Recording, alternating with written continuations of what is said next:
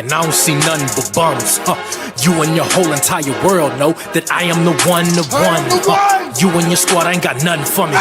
Your organization is looking stressed, and now that you haters is running from me, I know that you see that I'm highly blessed. Here we go, here we go, here we go, here we go. Yeah, we live with your boy Coach G. Yeah, we live with your boy Monty. You and your squad ain't got nothing for me. Your organization is looking stressed, and now that you haters is running from me, I know that you see that I'm highly blessed. Episode 39, we're back. Here we go.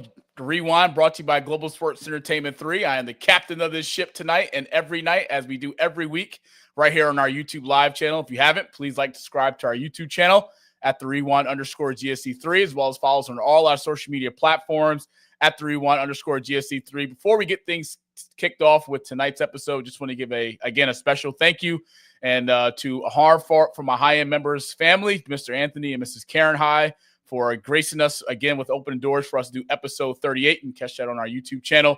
It was a great night with some great folks, and appreciate all our guests that came out. And November, if you didn't know, is Men's Mental Health Month.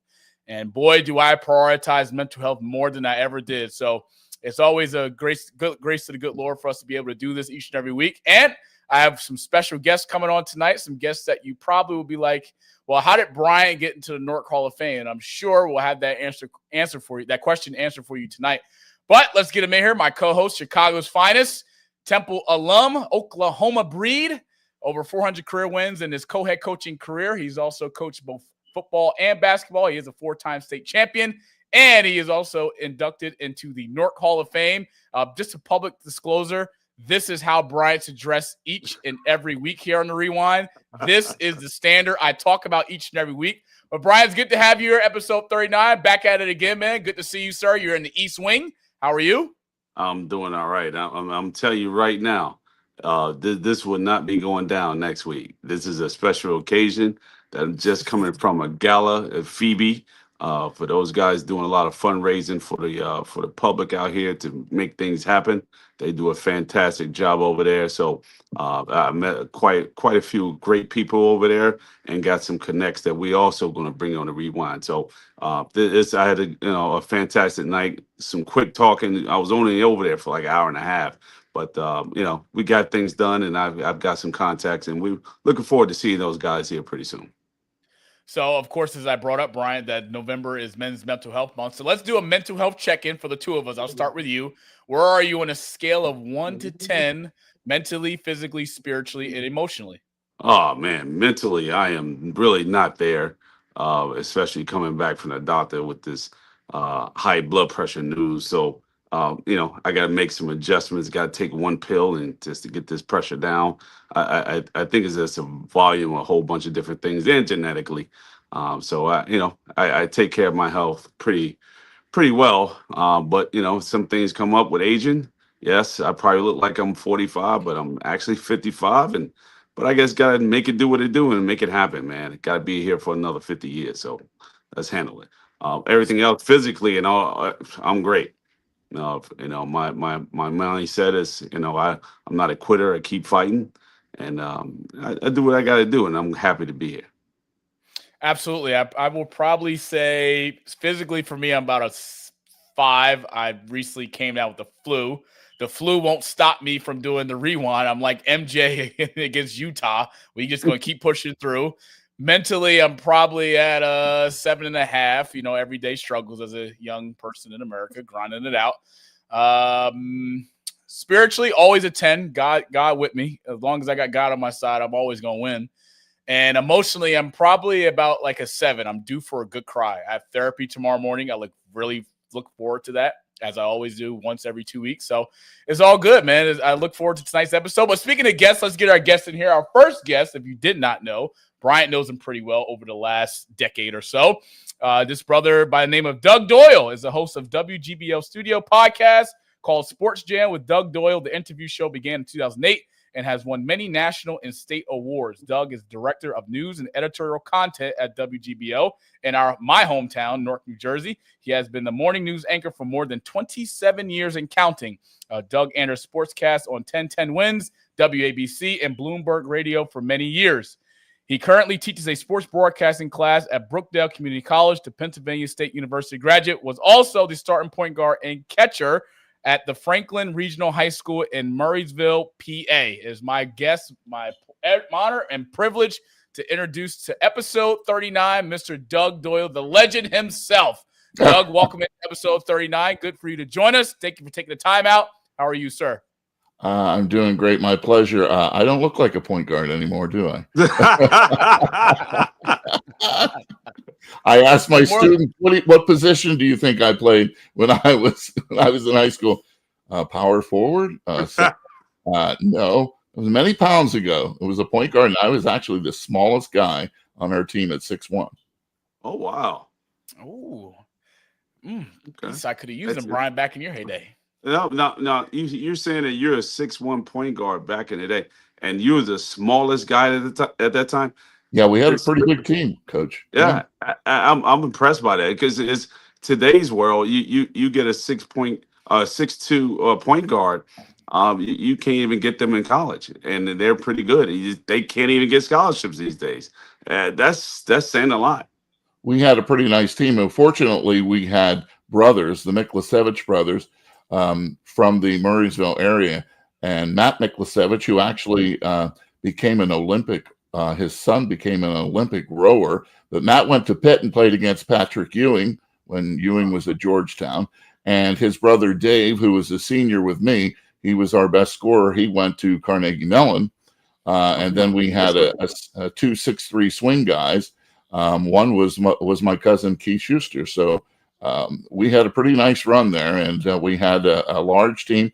And the best thing about our team was Dave and Todd hardly ever missed a free throw. So my job was get the ball up, get the ball in their hands, and get them to the foul line. And it worked. You know, I only averaged 4 points a game, and I love to shoot. So that gives you an indication I had to dish the ball. You have to know, as Coach knows, you have to know, what's your team's strengths, right? Mm-hmm. And sure, I would have liked to have been taking, long, nice shots and drilling them and swishing them, but that wasn't the best that we had to offer. We had big guys and take advantage of it, and guys who could really shoot inside. So that was my role, and I took it to heart. And as soon as I was injected in the lineup, we won 6 games in a row. So it was the right approach. Well, you can't play that way today. Everybody's got to showcase their talent. Everybody got to get their touches, and everybody's got to shoot. Rebounding is everybody's got to rebound. Everybody's got to do everything. So even a 5-man now has got to be a point guard. So it's the way that the game is being played, and it's good to hear something that coming from you from playing basketball way before me. Just to see how the game has evolved with everyone with their touches and their scoring ability. I did play, and we lost in the a game to get into the playoffs.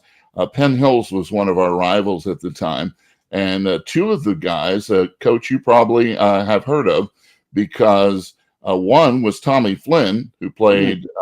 He was a quarterback at the University of Pitt, but he ended up playing for the Green Bay Packers and the New York Giants as safety for them. But he was the guy I guarded for Penn Hills, and also guarding me was Herb Sendek, the coach, who had years at Arizona State, and I think he's I know he's still coaching right now, and so we had some pretty tough competition guys who went on to play some pretty big roles in their universities and in pros.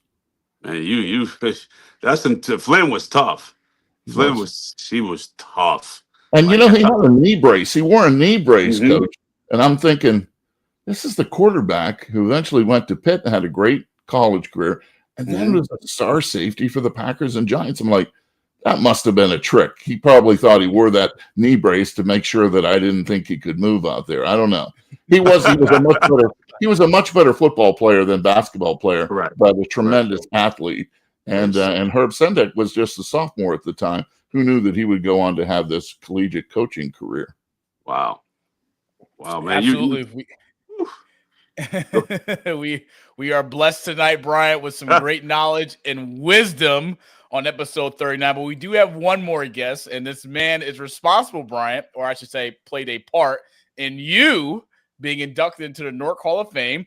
Let me introduce this fine brother. He was born and raised in Newark, New Jersey, my hometown where I'm from. He attended Seton Hall Prep and Seton Hall Old University, played football at both in 1968, started teaching at Burnett High School until 1996. He coached cross-country, track, field, swimming, golf, tennis, and girls softball. He was inducted into the Newark Hall of Fame in 2005 and has served on the board from 2007 to the present of today. He's currently the president and runs the golf outing every year in September, amongst many of other things. Mr. Harry Snyder is a jack of all trades, and he has connections from here all the way through all the other 52 states up in America, including overseas and other continents. It's my honor and privilege to introduce the man, the myth, the legend, Mr. Harry Snyder, to episode 39 of Rewind. Mr. Snyder, I am blessed to have you here. Thank you for joining us. How are you? Kind words. I'm very good. Thank you for the kind words. Thank you. Good to be here. Can you tell me briefly? With such luminaries as Coach Garvin and Doug Doyle, the point guard there. One thing I just want to mention to add to Doug's biography there, that he has been taking up the task of our MC at the Newark Athletic Hall of Fame induction dinner in October, and he does a great job, does it purely voluntarily, and we really appreciate having such a professional do the chore of introducing everybody and keeping the show in a timely manner. It's very nice. Thanks, Doug, again. My pleasure. We love to give folks their flies while they're here, but quick question, Mr. Snyder, can you give us some background information on how the hell in God's name inducting Bryant Garvin was the right idea? I mean, his resume is impeccable. Don't get me wrong. 4-time state champion, over 400 career wins. He's coached many great players who went on to full rides college to do great things in life. But Bryant, out of all people, Jesus Christ. Can you give us a little bit of background on how that happened? I'll tell you what, the easiest way to tell how or why Bryant is in the Hall of Fame is to ask any kid who was in Eastside High School when he was there, and they'll tell you. Mm-hmm. Shout out to him and every kid in that place, and Ollie D and the rest of the Liz and all of them down there will tell you the same thing. Mm-hmm. Well deserved. He belongs. Well deserved, Brian. You deserve to be in the Newark Hall of Fame. Appreciate you. I'm one of the East Side kids that can vouch for some of your stupidity, but also some of your wisdom and knowledge that you've been blessed to share with me over these 25 plus years. So, Brian, I appreciate it. But let's get into tonight's episode. We recap Thursday night football from last Thursday, and it's the Baltimore Ravens on the road against the Miami Dolphins. 28-6 was your final. Both Bryant and myself picked the Ravens to win this past Thursday on the road, improving to 3-5. That's 2 straight wins, Bryant, after coming off their bye week. That's important. Lamar Jackson, his first game back, did everything that I said he was going to do, and that's come back with vengeance and come back with the fierce, competitive spirit that the Ravens need offensively. 18-23, 204 yards passing, 4 touchdowns. Derrick Henry did everything in the backfield. That O-line looked really good against a horrible Miami Dolphins run defense. 19 carries, 119 yards rushing. I thought it would be that moment for Zay Flowers to get in the end zone. I know I told America last week to take Zay Flowers anytime touchdown scorer. I am sorry. I am responsible for that. I went 3 out of 4 last week on my Thursday night football locks. I apologize. But, Bryant, we talk about this game. We do know that this is the jump start that the Ravens need if they want to revive their season and make a push to not also possibly win a division but get into the playoffs. What was your takeaway from the Ravens' blowout win on the road in Miami? I'm still not impressed with them because they can't lose anymore. It's just what it is. So this was either win or go home every single week for them. You playing with the wild card at this point, but it depends on what the other teams do, and other teams are really not. They're kind of stinking up the joint too. They off and on, and injuries playing a big major role in this, and it's affecting fantasy footballs and all kind of stuff. So the injury plague thing, I don't know what it is. This year has been one of the craziest years of them all. I'm shocked at Baltimore having the record that they have at this point. I think they're going to win out. They could win out and make the playoffs in the wild card, or maybe definitely playing in the first round. It's hard for me to say these days. Usually I'm dead on or getting close to being dead on. But now I don't even know. I have no idea. I can't sit there and say, all right, this team's going with it.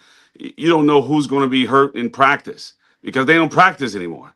They sit there and they play tag for 3 days straight and watch film. And I've seen it personally when I was down there with the Atlanta Falcons and watching them practice with Nick Polk. They just play tag. So it's hard, man. It's hard for these guys to stay healthy and don't practice. They practice it with helmets and shoulder pads, and on Thursday they practice with helmets, and they go in there, and Friday they watch film and be in the weight room, and then they come in there on Sunday and wind up getting hurt every like 3 or 4 players a game. There you have it. That's football. Doug, let me turn to you when we talk about the Baltimore Ravens. Currently in a 2-game win streak after coming off their bye week. They do have another road game against a 2-6 Cleveland Browns team. Ravens are 2 games behind first place, and that's the Pittsburgh Steelers at 5-3. Do you have the confidence from what you've seen the last 2 weeks from the Ravens after their bye week that they will have a shot to not also win a division, but possibly make the playoffs as a wild card team? I do have the confidence, and that's depressing because, as you can see, I am from the Pittsburgh area, so the Steelers, really should have taken advantage of the fact that the Ravens were injury plagued early in the season and could have racked up another win against the Bengals.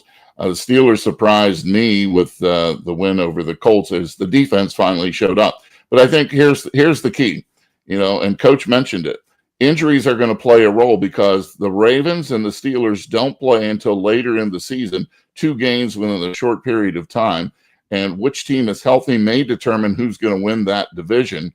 Now, last year, as you remember, the Ravens ran roughshod over the Steelers by the end of the year. They could not stop Derrick Henry, and they couldn't stop, the wonderful quarterback Lamar Jackson. So if Lamar is healthy and the defense is getting healthier, by each week, so the Ravens indeed could win out.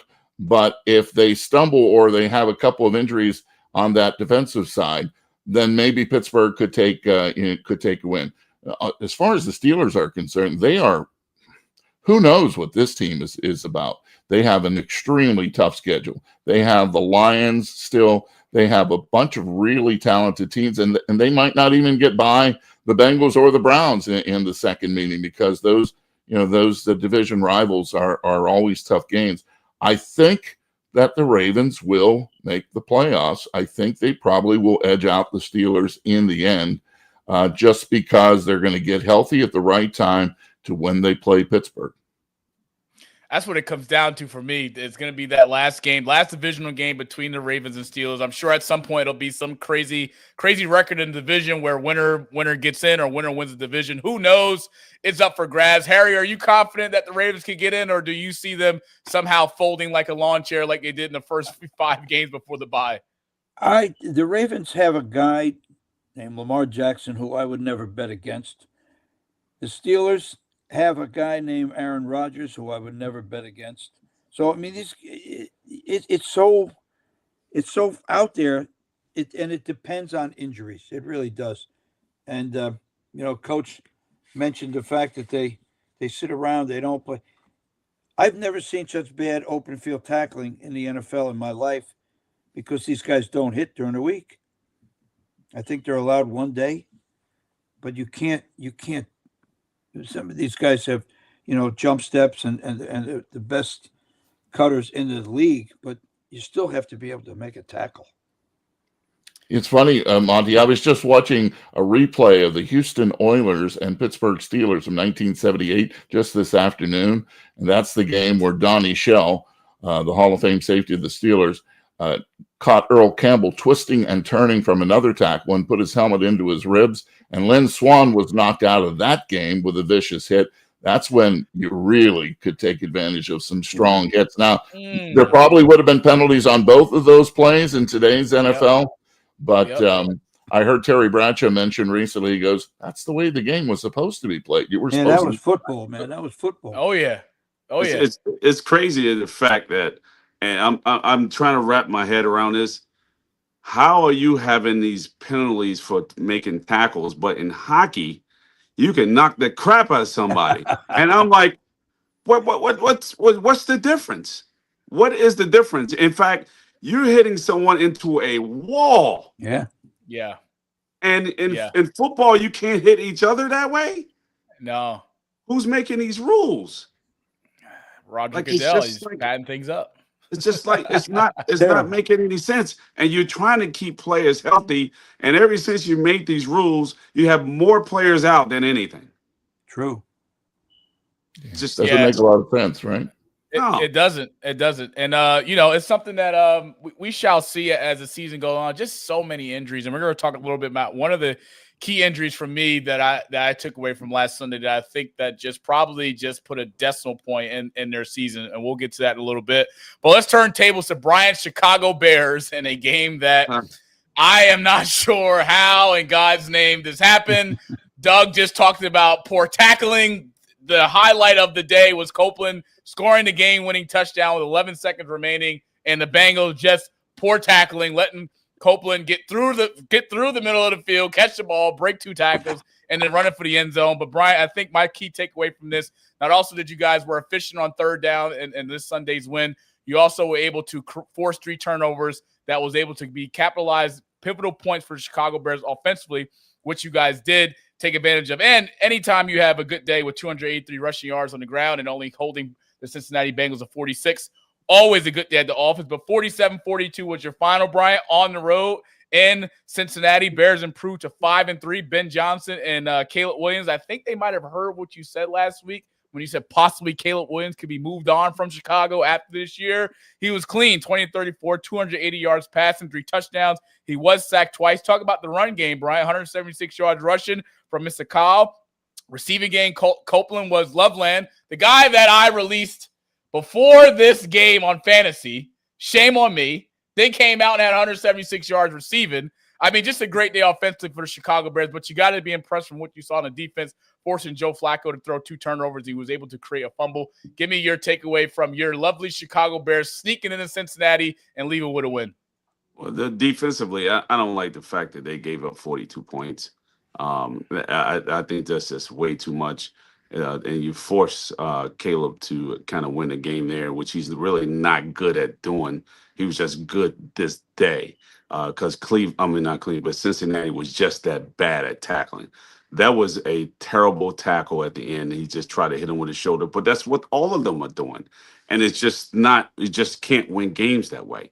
I was happy at the fact that the Bears did win, but Cincinnati is, their injury plague as well. So I'm not too impressed with it because we gave up too many points. I'm impressed with what Caleb played a little bit better. He got the ball out of his hands. I'm impressed with the running back, which is from Rutgers. And I said that he was a solid football player when we went to go see him last year when they played against Washington. I said that he was going to be a decent football player before he got drafted. And little do you know, he got drafted by the Bears. So he had an outstanding game, did some good things, and I was impressed by that. I've always said at the beginning of the year, I said in order for the Bears to win, they got to have a freaking running game. In the first 3 games, they didn't have a running game at all. And now I guess someone must have listened, and now they're starting to run the ball. And with trick plays. Yes, Ben Johnson was more run efficient this past week. You did not have DeAndre Swift, who many thought that Chicago not having them, that it would be a problem for the Bears in the run game, but it was no problem indeed. Your defense, of course, could not stop T. Higgins or Jamar Smith, but many other defensive backs in the NFL can't stop them. Ask the Jets the previous week, they'll tell you. But, Doug, what's impressed you with the Chicago Bears at 5-3? I'm sure many people didn't expect the Bears to be at 5-3 at this point in the year. But if you're a Chicago Bears fan, you got to be happy with what you've seen in the last 2 weeks from Ben Johnson and his offense. I was just going to say, aren't we bearing the lead? The Bears are 5-3, right? Everyone should be. If you're a Bears fan, you've got to be thrilled. First of all, that Ben Johnson has brought them a winning attitude. You go from a last year where they had that giving up the Hail Mary that all Bears fans will never want to see again with the Washington Commanders. But the fact is that each week we're seeing it's a whole different ballgame in the NFL. You cannot. There is no momentum. There is no, we looked at the games this past week. You thought the Packers destroyed the Steelers, and they go and lay an egg against Carolina. You think that, maybe the Bengals are excited that they have a chance to get back in their division, and they lose at home. But the Lions, you thought they were going to be, the team to stop, and they lose to the Vikings. So I'm impressed that the Bears are in this thing. And I think that, Caleb Williams, give him some momentum as far as confidence. And that was a big win for him, Yes. and you combine that with Johnson. And I think, start getting that winning feeling that we can do it. We can actually compete in this division, because with the Packers and the Lions both losing this week, they're right there. So yeah, that's what's shocking is they're there. So yeah, okay, give up all those points, but a W is a W, because when it comes to right down, you hear coaches say this all the time: hard fought win. We'll take the win. We'll work on our problems as we go along. But I think Bears fans have something to look forward to, and who knows, maybe that confidence could lead to a big division win as they go through the teams that are with the Lions. And because the Vikings, the Vikings with J.J. McCarthy had a terrific game this week. Who knows what they're going to do? They look like they were out of it, and now so that's a real great division. Absolutely. The Bears have the Vikings in 2 weeks, but Bryant, you got to be impressed at 5-3. It's a three-way tie, all three teams with 5 wins, and you get the New York Giants at home this upcoming Sunday, so an opportunity to possibly take first place in the division. You got to be excited at this point, because you haven't been this excited about Bears football probably in the last 5 years. I've seen this show before. When they had a coach and they came out on fire and he was doing great things. He opened up the playbook and was doing trick plays and all this other stuff. And then he got to the playoffs and then this blew an egg. Like, it just didn't do anything. So I can't be on the fence with them and those guys, like, be overly excited, because they would disappoint me, and I don't want to put any holes in my wall just yet. So I can't do that to myself. I told you, blood pressure, man, blood pressure. I gotta watch it. Yeah, don't let me be the reason why your blood pressure goes through the roof on the rewind. I will not be responsible for you being rushed to the hospital. But what I will be responsible for is telling you last week that the New England Patriots are going to improve to 7-2, and we damn sure took care of it. We're a little bit sloppy on offense. We're a little bit sloppy. But again, all it comes down to, as Doug says, as long as you get the W's, all that matters. 24-23 was your victory, Harry. At home, Stephon Diggs and the crew getting the job done again. Demario Douglas, 4 receptions, 100 yards. Drake May, 19-29, 259 yards passing, 2 touchdowns. He did throw 1 interception, but that's okay. Stephon Diggs was able to get in the end zone as well. His boo, Cardi B, was in the suite with Mr. Robert Kraft. And we're at 7-2, first place in the division. And look, let me just tell you something for everybody out there. This is our time. It's been a long 4 years of losing. Mm-hmm. We deserve this. Drake May is resurrected in year 2 with offensive coordinator Josh McDaniels. 4 McDaniels. years is a long time. Absolutely. Hey, look, when you're held to a standard, spoiled, Monty. You are spoiled. Look, it could be worse. It could be worse. I could be like Jets fans. It could be decades. If you're a team like the Jets, 4 years. Hey, look, man, when you end the season year in and year out, you don't want to lose every game. You don't want to lose a season at all, man. I'm a diehard sports fanatic. And look, even having losing seasons is depressing. You got friends hitting you up, family hitting you up, your team's not in the playoffs, you're watching other teams in the playoffs, you're watching other teams in the Super Bowl. There's a standard in New England, and I'm happy with Coach Mike Vrabel in year 1. We're starting to get back to that standard of what Robert Kraft and Bill Belichick once told. We do have a tough game this upcoming Sunday against the Tampa Bay Buccaneers on the road at 7-2. And I'm going to tell you what, Bryant, I'm confident that we're going into Tampa Bay to get another win to improve to 8-2. And look, listen, we're on a nice win streak. Of course, you're going to go up the Bucs because you just don't want to see me happy. No, that's Temple University. That's Temple University right there. Well, Todd Bowles got Drake May coming into town. Harry, can you just tell everyone out there it could be a lot worse? We could be like the Jets, who are 1-7. We could be like, the Cleveland Browns, who haven't started Shedeur Sanders yet. We could be like the Houston Texans, who's up and down without C.J. Stroud. I mean, look, as a Patriot fan, it's a great day to be a New England Patriot, 7-2. And Bryant, be happy for me. Just be happy. Just be happy. No, my success is your success. My success is your success. No. You can forget about it. Harry, quick pick, Harry. Bucks or Patriots Sunday? Who you like to win? Patriots. I like their coach. Thank you. I like Doug? I like Vrabel too, but I'm going with Coach on this one because unless Gronk shows up and plays for the Patriots this week, he has connections in that Tampa Bay area, obviously playing with Brady and winning the Super Bowl. Unless he shows up and flips to the Patriots and comes out of retirement, I think it's going to be the Bucs this week. This is a true test for. Its spread right now currently is the Bucs are favored by 2.5, 3. Over unders at 48.5. New England is the underdog. Vegas always win. You look, underdogs.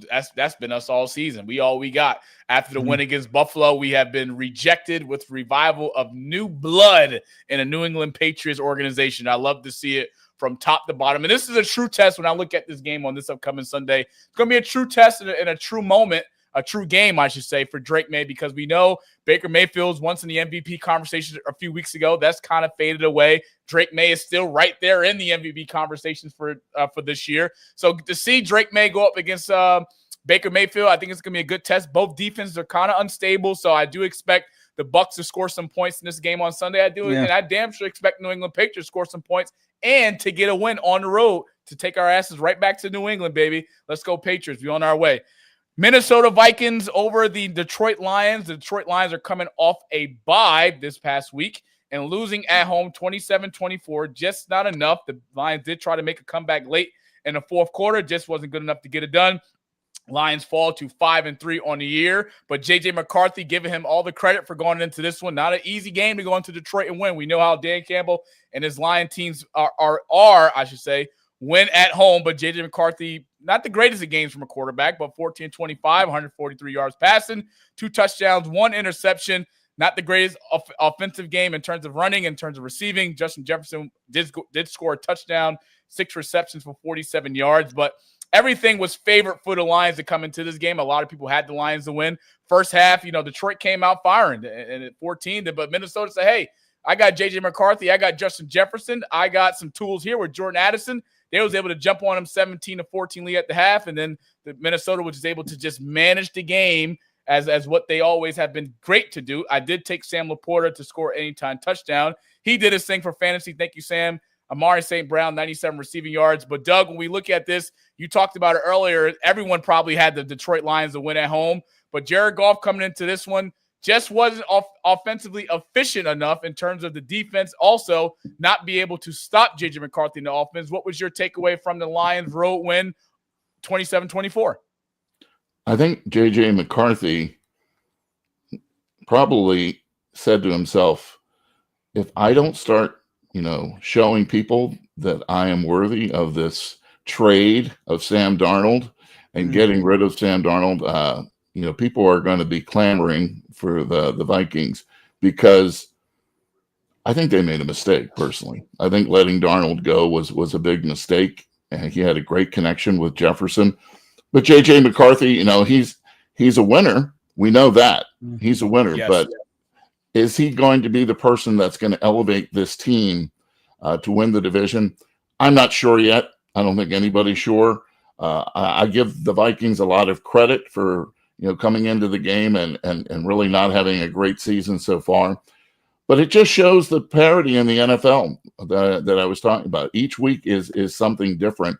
And Harry, isn't it nice that we get to predict games and not come on next week and have to defend our pick? So we can pick whoever we want, for the coming things and talk about it, because nobody's going to hold us accountable for what we said. That's the best part of that. I look at this as just the stumble in the road for the Lions. I think the Lions will be fine. I think they'll win the division, and I think that it'll be a battle between the Packers and Bears and Vikings for second place in the division. Will it be good enough for a wild card? Well, we'll have to wait and see. Absolutely. The Lions will be home, I should say, next week against the Washington Commanders without Jayden Daniels, which we're getting ready to get into. And the Vikings are going to be home against the Baltimore Ravens. So we got the Ravens who need to win to keep their season alive, at a chance of winning the division. And we got the Vikings who's trying to improve to 2 straight wins in 2 straight weeks. Harry, quick picks. Let's get them. You got the Vikings or the Ravens this upcoming Sunday. Who do you like to win? Ravens. Perfect. like I the don't bet Ravens. against. No.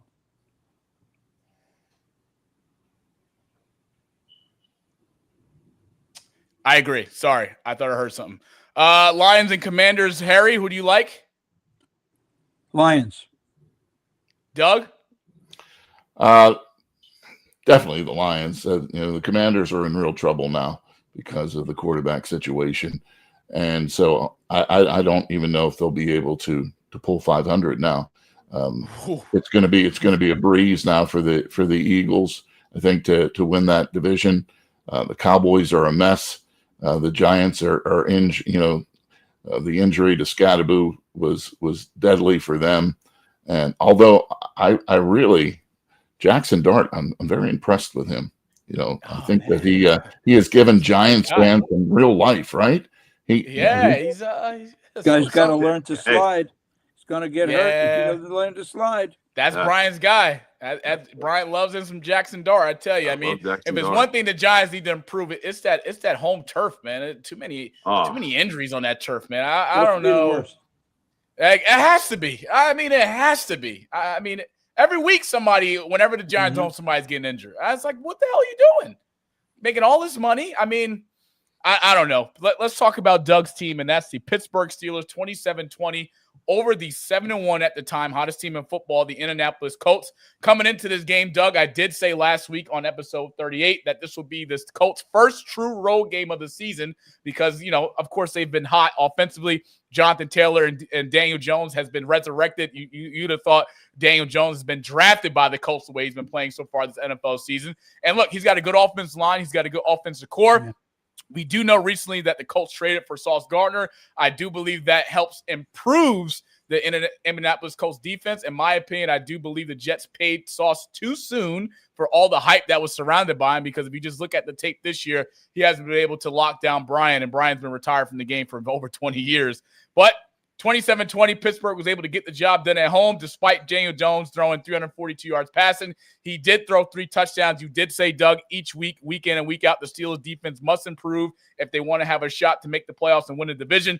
And they did just that in stunning fashion. Offensively, not the flashiest of numbers, but anytime you get a team to turn the football over 3 times in a football game, 9 times out of 10, according to Bryant, you're going to win the game. Take me through your thoughts on the Steelers win at home, snapping the Colts winning streak and improving to 5-3. If this was in the playoffs, Colts win because this was just a strange game for them because Jonathan Taylor usually rips up the Steelers. I don't think it was just circumstances. They had complete control of the game until TJ Watt had a strip sack. It would have been almost 14-0, and that game would have been over at that point. The Steelers' turnovers obviously were the big difference in this. You're not going to get that many turnovers in every game. And so when the Steelers win 27-20 and have all those turnovers, it signals to me that it's if they had to play the Colts again, the Colts would manage the game differently. They would keep on the ground. And with Jonathan Taylor, even though the Steelers were committed to stopping the run, as you saw a lot, in previous games against the Steelers, especially last year, in the second half, the Steelers just wear down for some reason. I don't know if it's the age or what, but Cam Hayward had a huge game. At his age, he is an amazing player. He had a couple of big, pass blocks. Peyton Wilson, I don't know. That was the best game of his life so far. Everything came into play. Joey Porter only had 1 pass interference call. So that in itself is probably the story of the game. He holds on every play. I guess at Penn State he got away with it. I see his dad. I see his dad, Joey Porter Sr. Let's go. It's like, yeah, your son finally did something, worthwhile this year. He is a nightmare for me to watch as the Steelers. But you know what? I do want to mention, I love the running game right now. I think that, they can pull off some good runs, but Aaron Rodgers has been so impressive. He gets, when they had those turnovers, in the past, the Steelers would go for all field goals. And yeah, they've had a couple games where field goals have gotten through, but those touchdown passes, he is loving his tight ends. And when you have three terrific tight ends, this is perfect for him. You have DK Metcalf go down the field, and right in the middle, you got those three tight ends. And I think it's perfect for Aaron Rodgers right now. I wouldn't count him out of a close game. The question is, will the Steelers be close enough in these big games that he can make a difference? Because I see some blowouts coming down the line against the Steelers defense. Hey, Harry, can I tell you something real quick? Just a fun fact. When Aaron Rodgers first landed in Pittsburgh, I was one of the first advocates when I told Bryant week 1 of the NFL season that a pissed off Aaron Rodgers is bad for the NFL. And did you hear what Doug said, Bryant? Aaron Rodgers is playing well, efficient, taking care of the football, throwing touchdowns, and guess what? Winning games. But look, everyone's looking for the Aaron Rodgers 400 yards passing, 4 touchdowns. Those days, I'm not saying are over, but we're not going to see that consistently week in and week out, Harry. But as Doug talked on, the turnovers from Roman Wilson, TJ Watt, and Terry Porter Jr., those are things that help. Now, what I will piggyback on, Doug, to counterpart what you said is anytime you give up, anytime the Colts have had both 2 receivers in over 100 yards receiving and Jonathan Taylor under 100 yards rushing, they've won. But to see Jonathan Taylor have 45 yards rushing this past Sunday and lose, you are right. If this was a playoff game, the Colts probably come out on top. But this is a game right here for the Colts that you kind of need to get all that winning out of you because you're on the high. You're going into Indy. You're going into Pittsburgh. You're not really sure, what type you're going to get offensively. Receiving players showed up. But I feel like a loss for the Colts like this magnitude only is a nice little reset that every team needs at some point during the season when you're on the high to get you right back where you need to go, and that's driving in the right direction. But, Harry, are you impressed with the Colts trading for Sauce Gardner, and what was your reaction when you saw the news of the Jets trading him to Indy for 2 first-round picks? Being a local team, I was saddened that he left, and more so Quinnen Williams, because they're getting a lot of draft picks, but they're going to get a great draft pick in the first round anyway with their record. So now they got 3 first-round draft picks. He wasn't the greatest this year, but I think the last couple of years he was. I liked him. But you know what? To forward his career, he's probably better off out of the Jets locker room. Yeah. Bryant, quick question. We know the importance of what Sauce Gardner once was for the New York Jets defense, and he did get paid a lot of money before coming into this season. But do you believe that Sauce on the Colts is good for his career moving forward?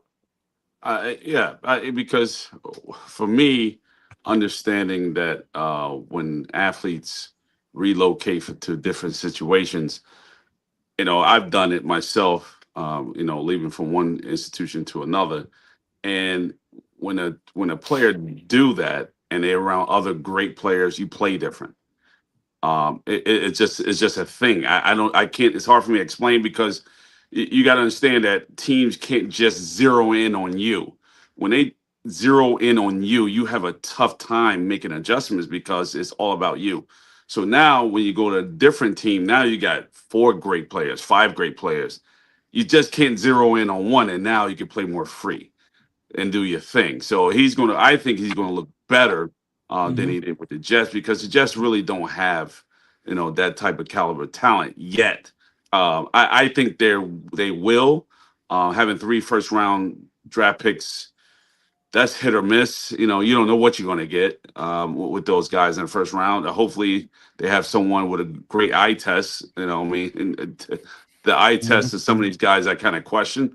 I could find a good 4th, 5th rounder that I can draft in the first round. They got to kind of leave politics out of the crap. But at the end of the day, I think he's going to do better relocating somewhere else. There's no question with the Colts. Yeah, it's got to be a pretty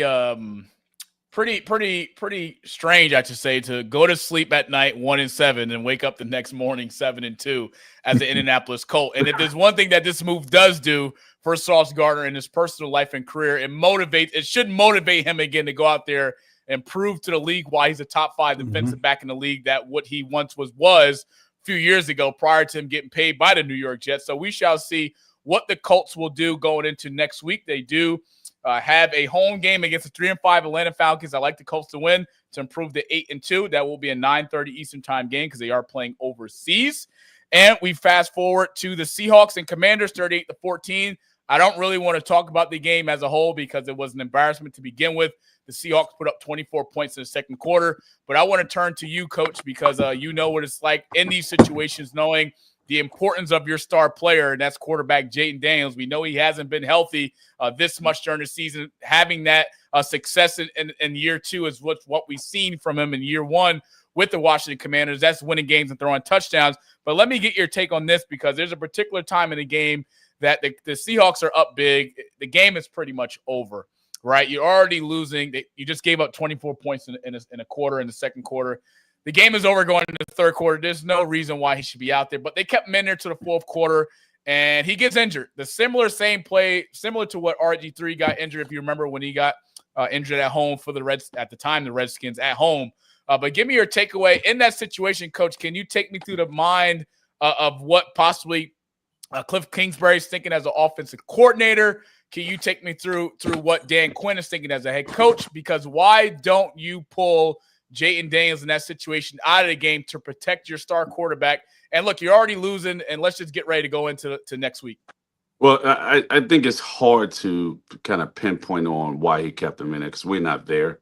It's a very difficult call. I personally, as a coach, and especially being a coordinator, I just wouldn't run that play. A read option with your quarterback and leaving him out there to get pummeled by someone else. You got what you called. It's just what it is. I would never make a play. I will keep him out there, but I have him just throwing a freaking football and or handed it off, and that's it. Let your other guys get the work in and just keep the ball out of his hands as much as possible. Taking him out, that could have happened in the first quarter. So it's just as devil's advocate. You don't know when that's going to happen. It happened to me in the second quarter against the Howard game. I dislocated my elbow. Same thing. So you just don't know what's going to happen, when it's going to happen. You just got to wish for the best, but I just would not call that play. Bryant, it's 38-14 in the fourth quarter. What is he doing out there? Look, it can happen. It can happen next week.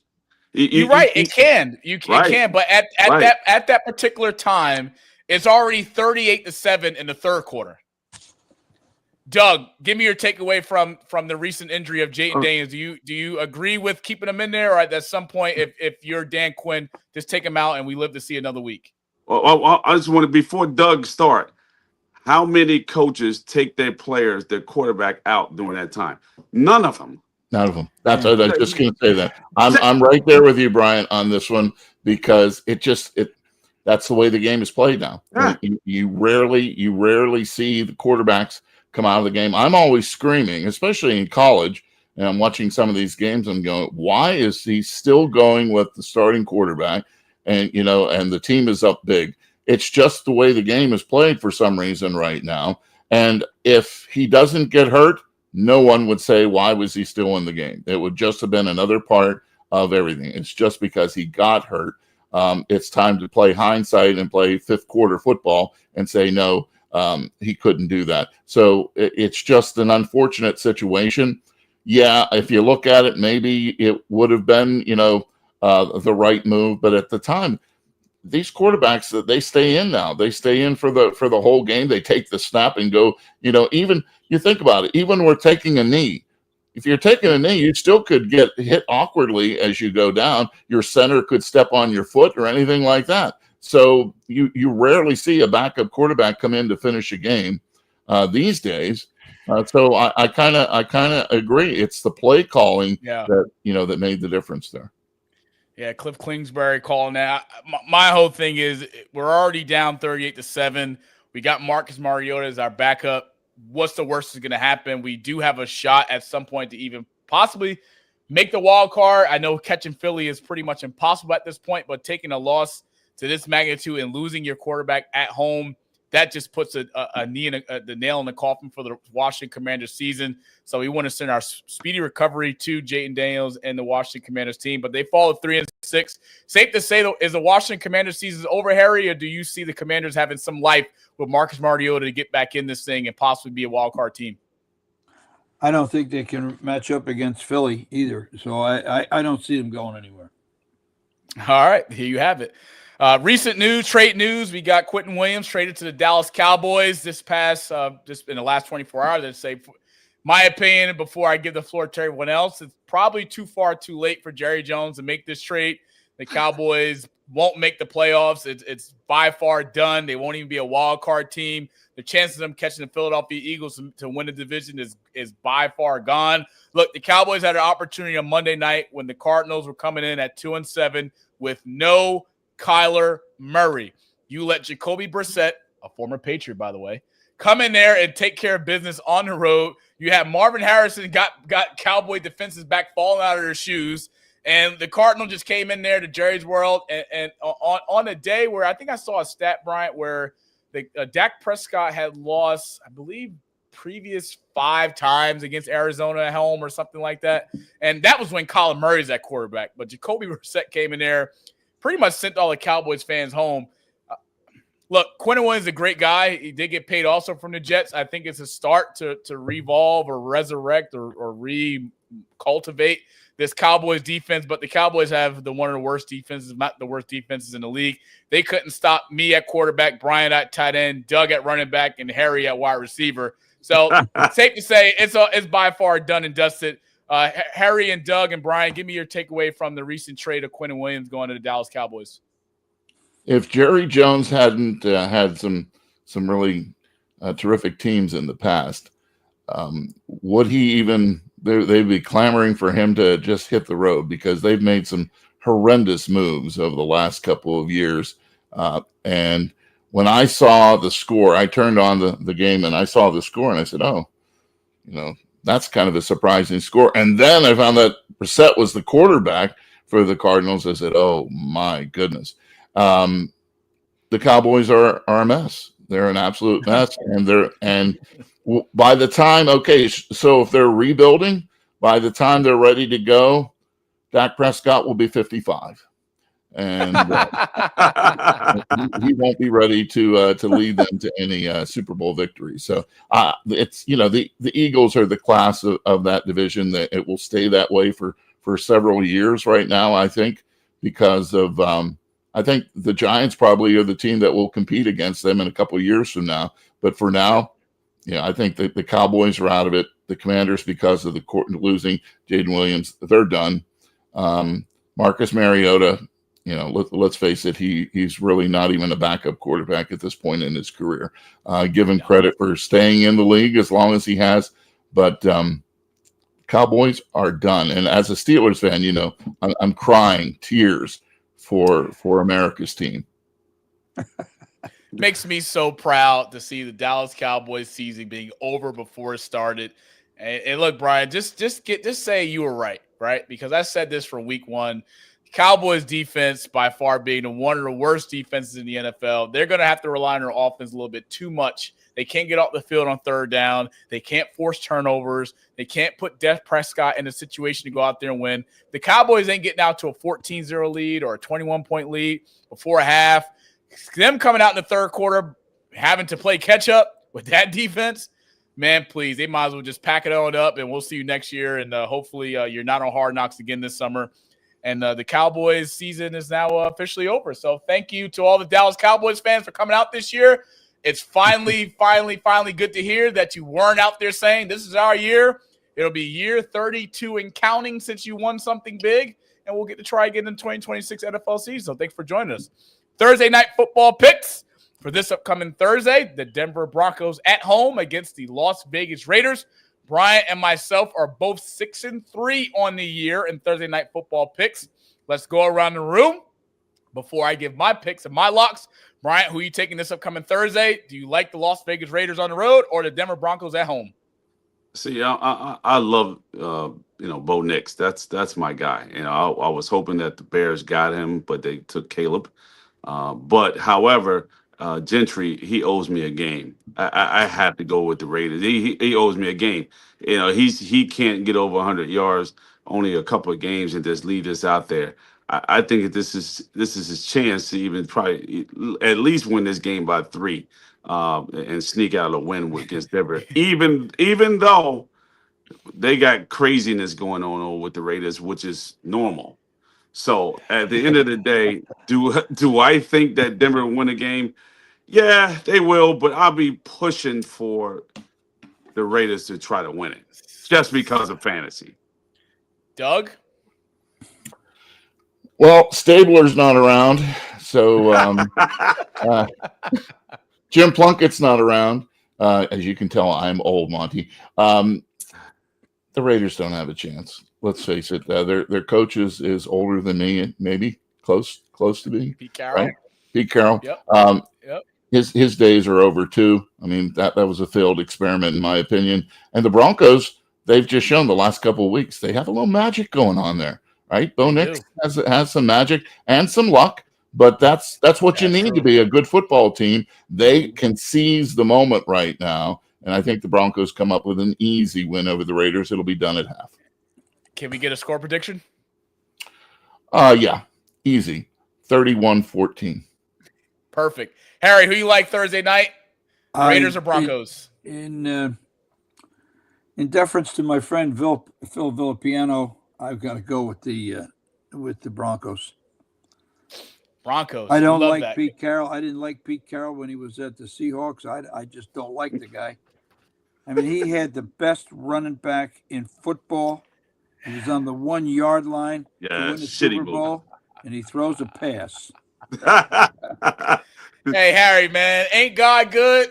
Ain't God good, man? When you down and out, delayed but not denied. Delayed but not denied. I love it. Through an interception to Malcolm Butler. Thank you. And I think he was paid to do that so Brady can win another freaking Super Bowl. No, we're not going down no conspiracy theories. Hey, Monty, you know what's fun about hearing Harry go, I never liked the guy. Every time I've been around Harry Snyder, he is the sweetest, nicest man. He is. Right? It's so wonderful to hear him be nasty a little bit. Yeah, we need more of that, Harry. We need more of that. You know, John Gruden had one of his hard knocks when he was with the Raiders, and he was telling his Derek Carr at the time. No, I'm sorry, not Derek Carr. It was what was the backup? Glennon.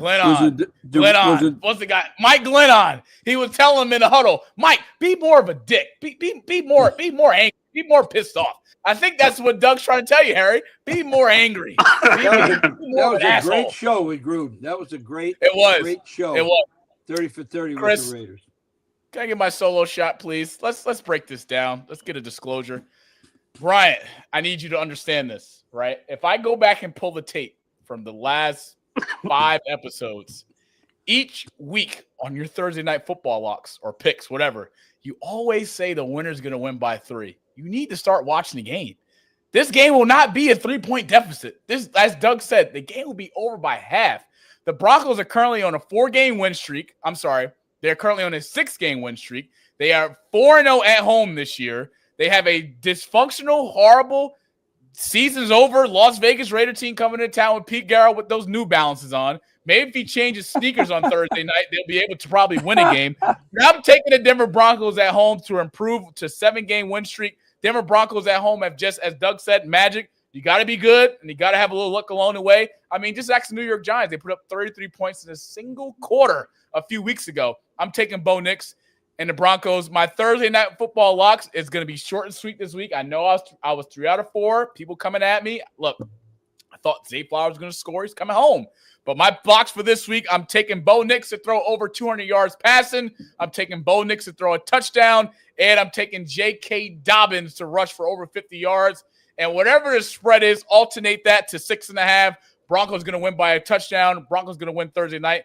And I'm improving to 7-3 on Thursday night football locks. Thank you, folks. I will see you guys next week when Bryant is 6-4 because he's already going to owe me a steak dinner. Gotta love it, folks. Thank you. Appreciate it. Shifting gears, we are going to the NBA, and that has been an exciting season. Bryant, your Chicago Bulls are currently second in the league at 6-1. 6-1 to start the year. Now, you've been a big Billy Donovan advocate. You've hated him for the last few years. You blame him for Chicago misery and you guys having turmoil and losing seasons. But right now, you're top 3 in the league at 6-1. Tell me, how's it feel? Are you happy with what you've seen in the first 7 games, or is this all smoke? I see it as all smoke. They got a couple of good talents around everything. My cousin is still on the bench, and he's probably averaging negative 1 point per game. But at the end of the day, I still don't think that the season has really turned up. You see me at the halfway point when the All-Star break is hitting around to see where they are. I still think they are possibly a sink down to a 500 club. That's what Billy Donovan has basically given me over these past 4 years. I don't see it yet, but it remains to be seen. They're doing an okay job, but I'm highly impressed more with the Sixers and and that back court and that front court.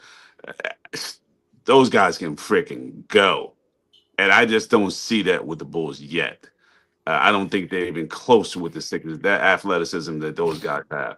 But they're 6-1. Let's see what happens.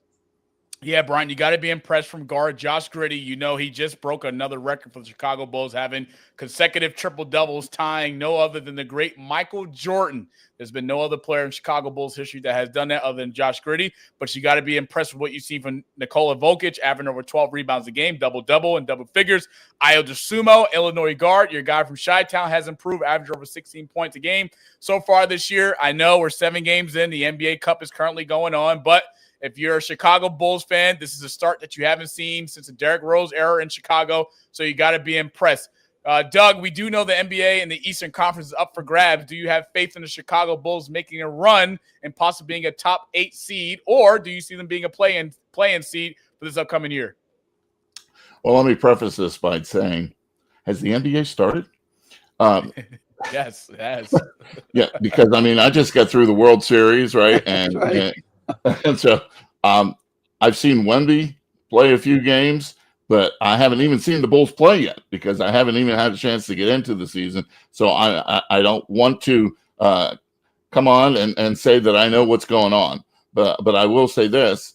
I think that, the Knicks will be, maybe the team to beat. But I've heard a lot of people already, Bryant, Coach just mentioned the Sixers. I was in Philly the other day, and they're like, "Yeah, this could be a good season." So, as far as the Bulls are concerned, how much do I know about their team this year?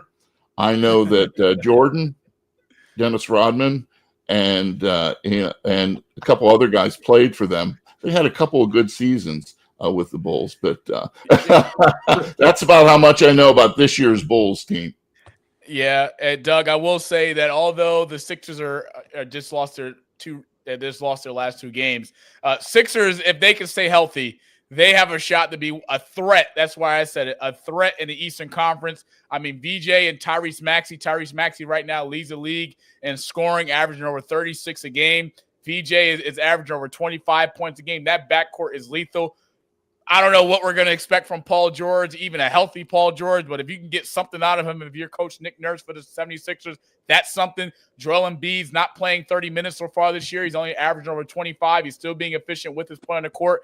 If the Sixers can be healthy this year, and I know this is a long shot. We're only 7 games in.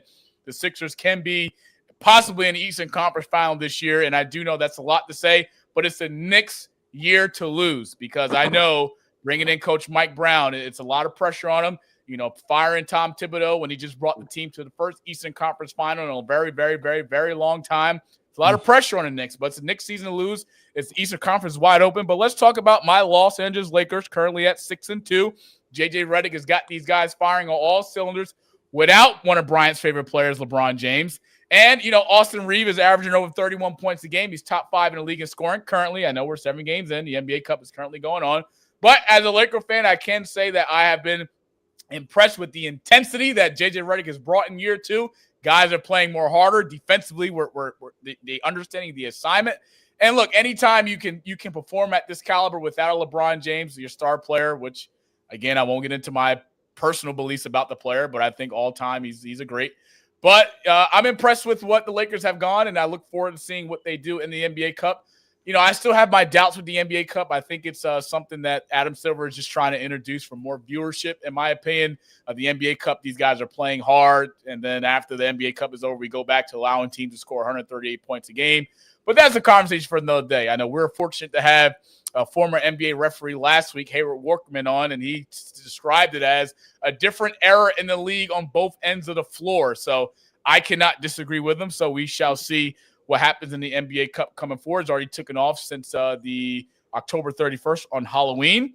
And we will change gears to college football, baby. Bryant, Vanderbilt, what happened? Texas, 34-31 over Vanderbilt. Texas at home. Texas had a very good, comfortable lead coming out in the first three quarters, but Vanderbilt crept on in. I know personally I had Vanderbilt to win the game because I thought that they could go into Texas. But then I thought about a theory, Brian, and you'll probably agree with me more than ever since we talk about money, right? You do know that I just went down a rabbit hole, probably a rabbit hole I probably shouldn't have went down, right? But when I look at this before coming to this game, I'm like, man, Texas is 6-2. There's no way the committee will allow Texas to lose 2 back-to-back games and fall down to 6-3. Texas is a lot of money, a lot of oil down there in Texas. They got to win. And as Vanderbilt, I'm like, they're coming in at 7-1. They can afford a loss at 7-2 because they'll still make the college football playoff regardless. Then I was like, you know what? I'm taking Texas to win at home. And damn it, they did. Archie Manning did what he's supposed to do for 3 touchdowns this game with the win, 34-31. Are you surprised by Texas beating Vanderbilt at home or just another win for Texas? I'm surprised because I have no confidence in Duck Feet Manning. I just don't. I think that the athletes around him are making him look better. But I have zero confidence in the kid. I don't think he's that good as of right now. I just don't. I'm surprised that Vanderbilt couldn't pull it out. They should have. I love that team. That team is athletic as hell. I think in the playoffs they're going to wind up creating some damage for a lot of teams, and surprised because now all bets are off. You don't have to play that politic. He's got to get in. They got to get in. All that kind of stuff that they do with the officials and how they manipulate games. Now everyone's got to be where they got to be on their P's and Q's. You got to play 1 through 12. Now everybody's got to play. Strap it up, and that's how it should be. But it's not, especially when you deal with the SEC football. Anything can happen from all 22 people on the court and on the field, and plus the officials. You just don't know. But I like this Vanderbilt team. I got them probably making it in the final 8, or however they put it together. I'm kind of get used to those playoff system. But they can play. They can really, really play, and you don't sleep on that team. Yeah, we do know that for the new 12-team college football playoff, the first 4 seeds get an automatic first-round bye. So that means if whoever is 1 through 4, they won't have to worry about the first round. They will be waiting for the opposing teams to play. We do know from this past Saturday, Georgia, Ole Miss, Texas Tech, Oklahoma, and Michigan all won this past week. Michigan will be on a bye this upcoming Saturday. But let's pull up, Doug. I want to get your opinion on this, the current 12-team playoff bracket, if it were to start today. And that's Ohio State being ranked 1, Indiana at 2, Texas Tech at 3, Alabama at 4. I don't know how I feel about Memphis at 12, but again, do I think they're the 12th best team in college football? My opinion doesn't matter. But Doug and Harry, let me get your opinion. When we look at this 12-team bracket right now, what's your thoughts on it with Memphis at 12 going against a first-round matchup against the number 5 Georgia Bulldog team? Harry, I'll let you go first. I got Georgia to win that one.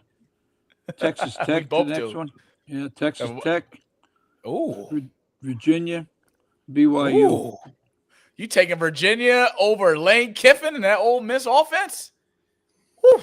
And he said BYU over Notre Dame. Yeah, that's why I let him go first, because I wanted him to embarrass himself. The only time I get to, hey, I'm on the show with 2 Newark Athletic Hall of Fame members here. I should be honored to be on this show here with you, Monty, because these two guys have had wonderful careers both on and off the field. But Harry's way off here. Come on, let's face it. That's going to change, by the way. That bracket prediction will change dramatically. You talked about Vanderbilt. I don't think they're going to get in. That was a big game in my opinion. That was a huge game. The Texas loss may keep them out of it. You might know that even though I went to Penn State, I root for Notre Dame every week. It's a connection that my dad and I had. We would, my brother Don and my dad, we went to every Notre Dame game for over 20 years. My dad for 40 years would go every year on a bus trip with 40 guys. And so it's in my blood. And last year's national championship game hurt, but I didn't expect the Irish to pull off the win. And as I look at this, it doesn't matter to me because Ohio State will repeat as national champions this year. Texas A&M as the number 3 seed right there. Let's be honest. If Notre Dame can actually had a holder that could just hold down the extra point, they would probably have beaten Texas A&M. They have gotten better, Texas A&M, but I think they're a team that's not going to be in the top 4. Indiana, though, it looks great. And Georgia always. I agree with you. Ole Miss is the team that really impresses me. I think that they have a shot at going. Notre Dame, if they had to play BYU, the Irish would win that game. Ole Miss would destroy Virginia. Oregon, Texas Tech is a real one. Of course, Georgia would annihilate Memphis. So Agreed. the matchups, that's going to change anyway. But I think that you have to say the top 3 teams are indeed Ohio State, Indiana, and Alabama. And then I would go Georgia. And the next team I would say that has a great chance would be Ole Miss.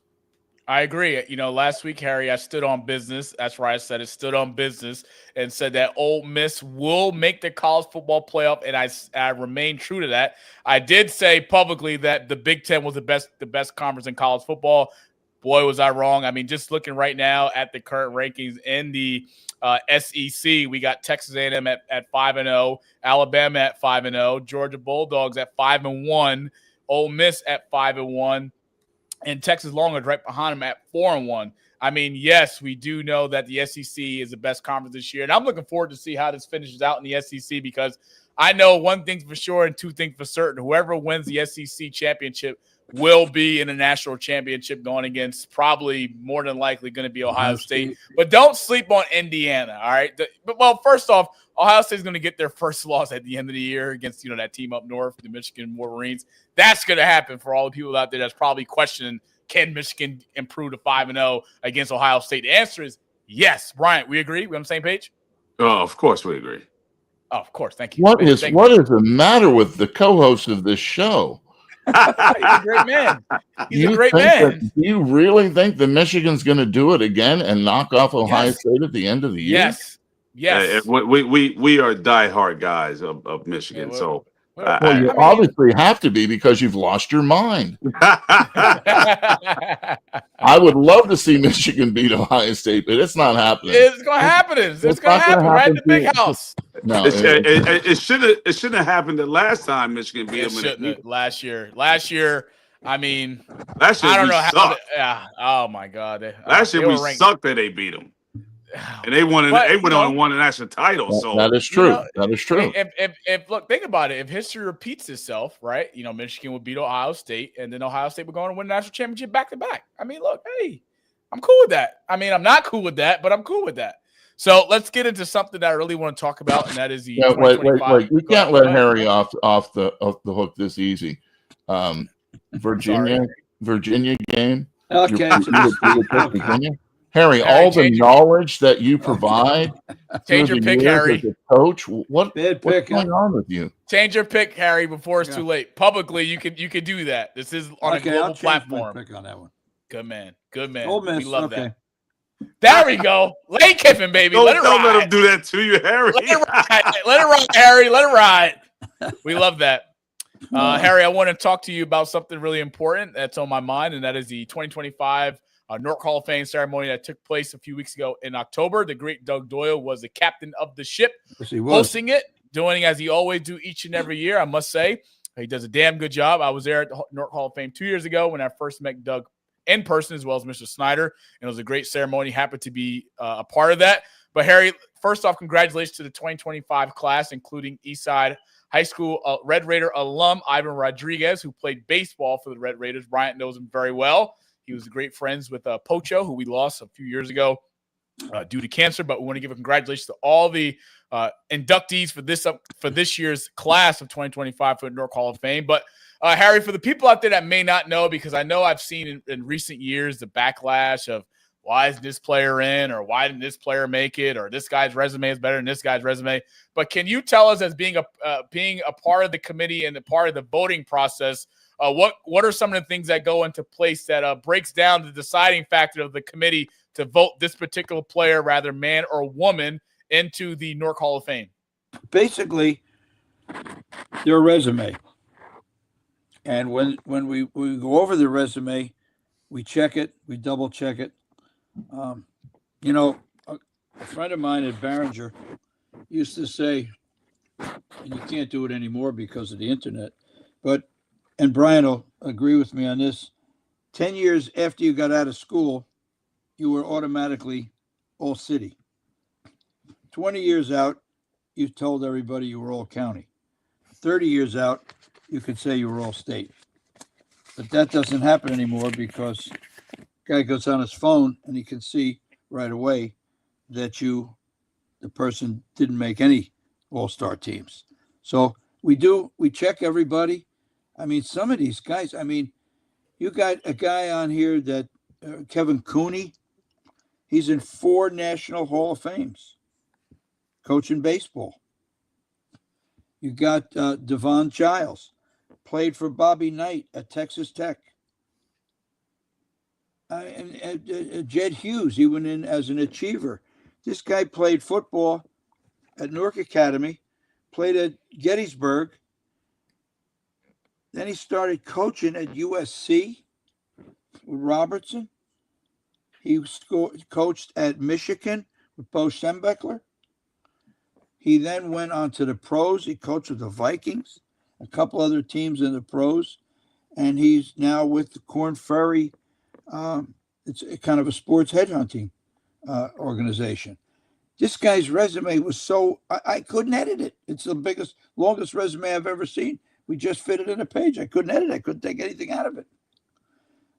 Tara Olazinski wrestled at Vailsburg, went on to wrestle in the Olympics. Jim Norris played with the Giants for a bit. I mean, these guys those are Ivan Rodriguez runs a great Little League program down there, besides having played down there at baseball. Fred Lane, great runner at Essex Catholic.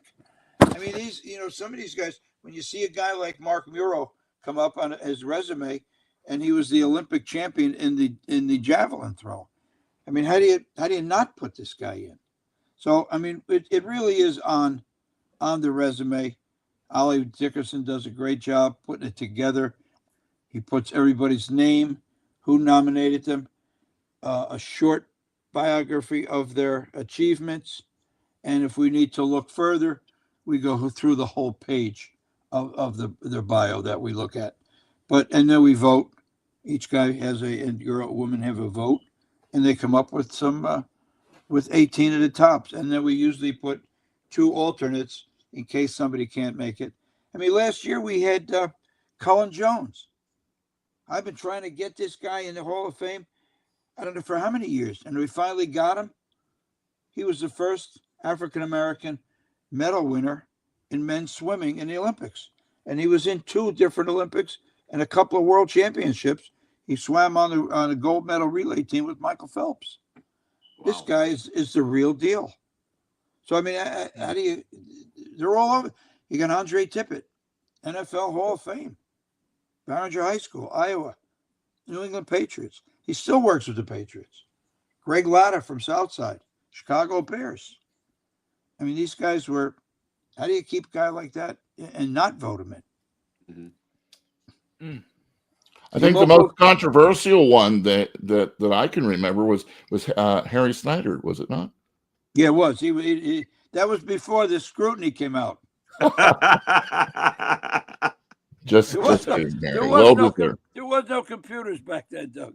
Well deserved. Well deserved. You know, I can't go in right now, but I will put my name in the basket in about 20 years or so. Brian, that's probably a good time, right? 20 years from now? Hey, listen, I would say so. We just put in two guys. Last year we put in Mike Moretti, sports writer for the Newark News and the Star Ledger. And this year a guy named Don Skywar, who was a sports writer to Boston Globe. So you don't have to be a college or a professional athlete and get on a lot of All-American teams to get in Hall of Fame. These guys went in with as sports writers. We had a guy that I found an article on. Scott Allen was born in Newark, grew up in Newark, moved to Kinnelon, and he was a youngest medalist in the Olympic figure skating. And he was on the team made a team as an alternate at 14. Somebody got hurt. He moved up and won a silver medal at 14 years old. Wow. Scott Allen. Wow. Yeah. So, I mean, there's a lot of great stories. Harry, isn't Cephas Bowles as a member of his high school baseball team? Is he in the Newark Athletic Hall of Fame? I don't think he's in the Hall of Fame. A couple of guys have been trying to get him in, but nobody nominated him.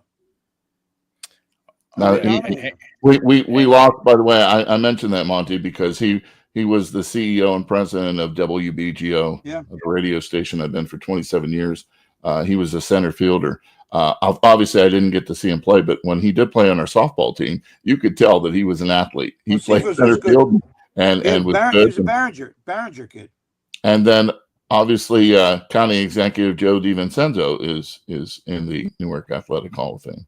Joe D was in there. He played at Barringer. Joe D went to, I think it was Hiram Scott, junior college in Nebraska, led the league in passing percentage in the nation in passing percentage, and had a ride to Nebraska. Didn't want to stay out there. Got a little homesick, and he came back and finished at Jersey City State. But folks. It was a real deal. Let me write this down. Hang on. Monty make Hall of Fame by 2045. Let's go. Hey, Bryant. Let's go, baby. Bryant, you got to send in his application. You know what? 2045. I get him. His thing is he's got to make it big time. He's got to get in there and be on national. When I make it big time.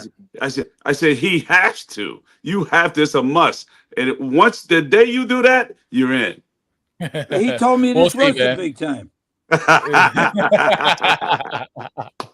All right, folks, we're getting into the closing stretch of our episode 39. I want to give a special thank you to our guests, Mr. Harry Snyder and Doug Doyle. If you haven't, like to subscribe to our YouTube channel at 31_GSC3. And Harry and Doug, I'm not sure if you've seen previous episodes. If not, it's okay. I will not have my feelings hurt. But each week we have a segment called Coach Garv's Hot Take, where I still try to process it every week because every week something else just gets crazier and crazier. But I can't promise you what he's going to say. I can't promise you what he's going to do.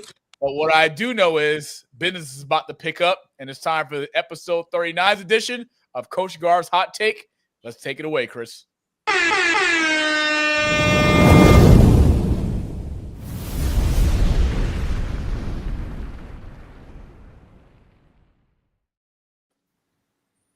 Gentlemen.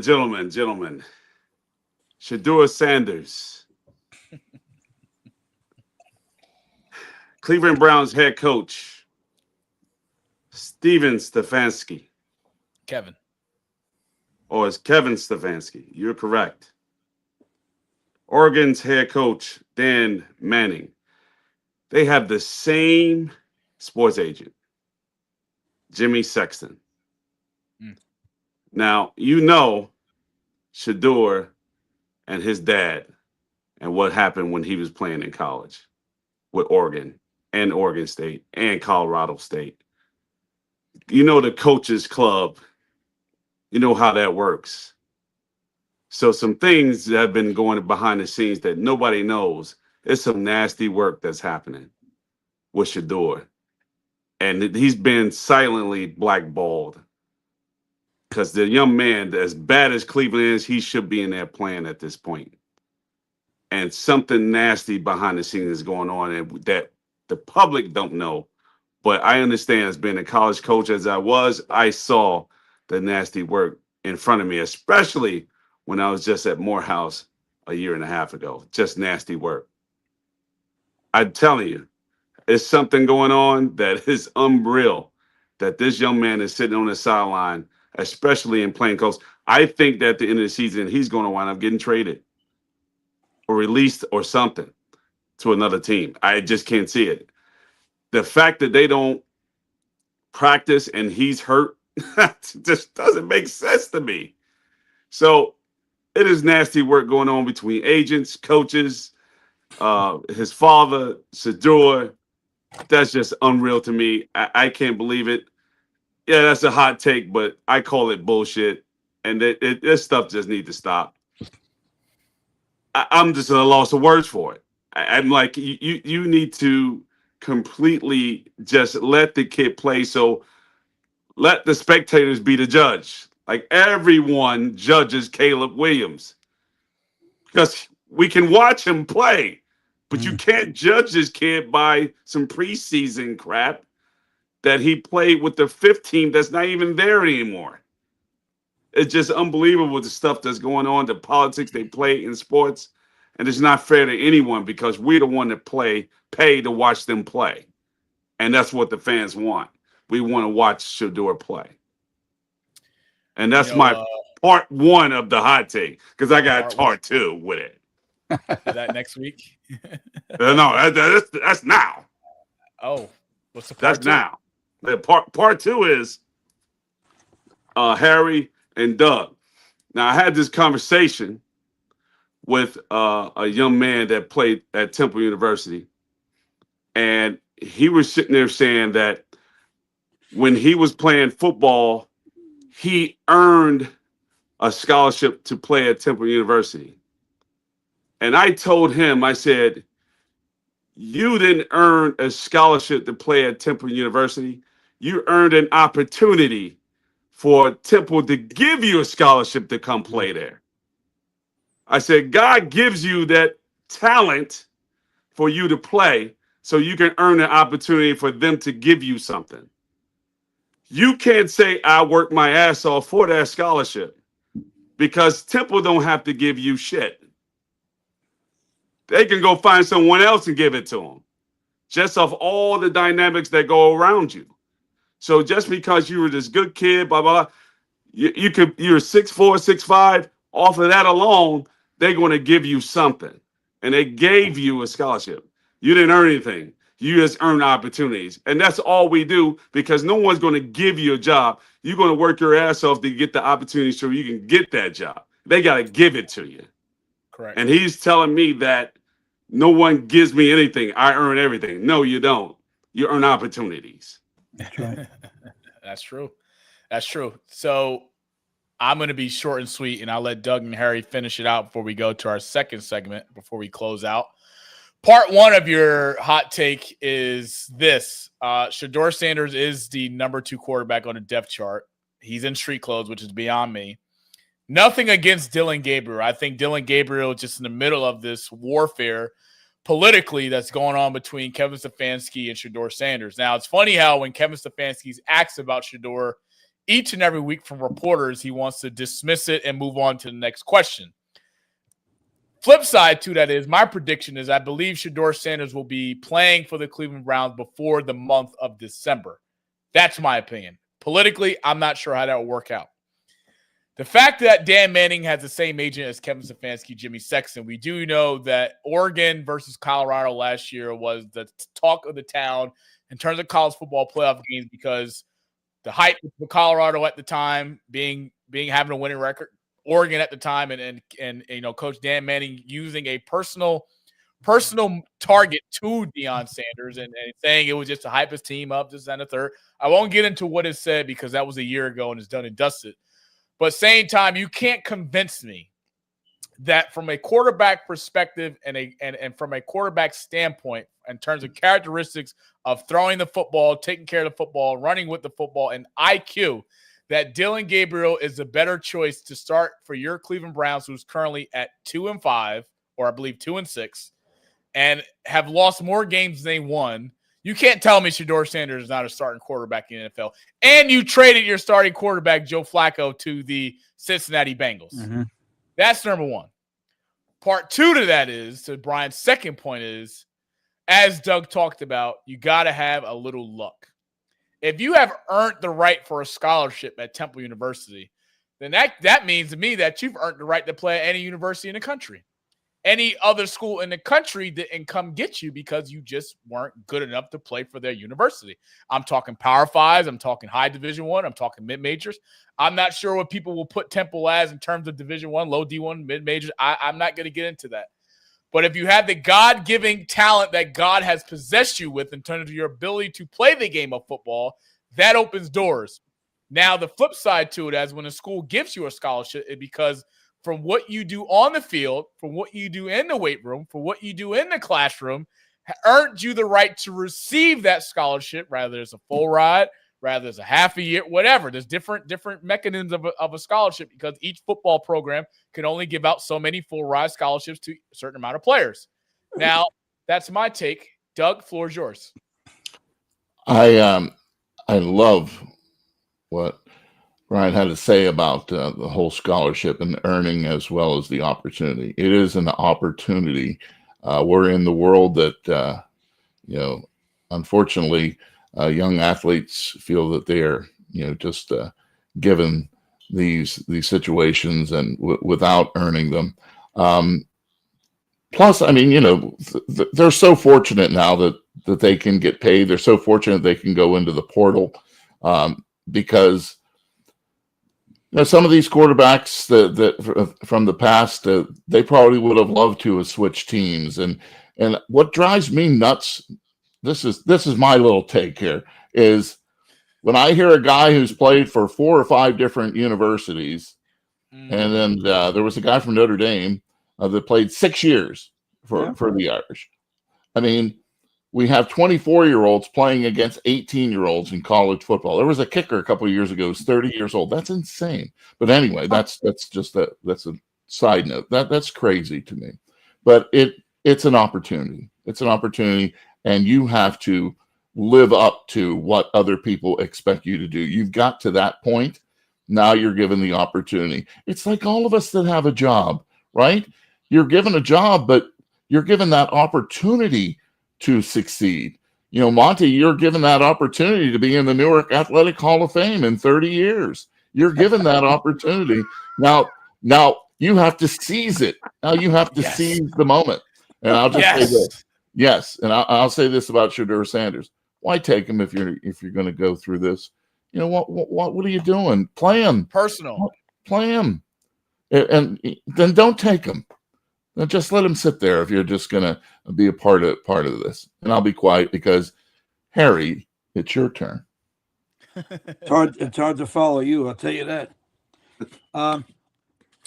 Going back to coach with the kid that thinks he should have had, it's a whole generation of kids that grew up on entitlements. They think that they deserve this with participation trophies and all that stuff. It drives me nuts.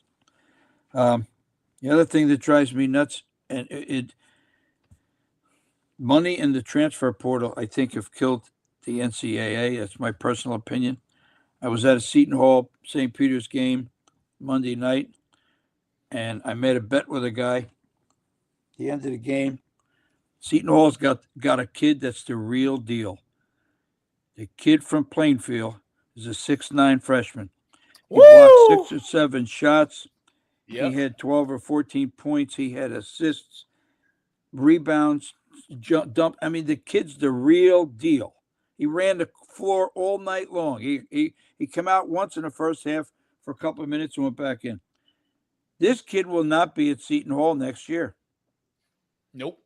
And that's what pisses me off. And that's what I don't like about this whole thing. Seton Hall, look, Shaheen Holloway's a great coach. I think he's a great kid. He can't coach. Nick Saban left. He quit. Goodbye. I can't coach with this stuff. And it's hard to coach. How do you know who to recruit? When you go out and grab 5 guys, you bring them back, your whole team's ready to go, and the quarterback says, I'm going to Kentucky. See you around. It ruins everything. But Seton Hall's got a chance to have something. He's got another big kid at 6'9", got a freshman at 7'2".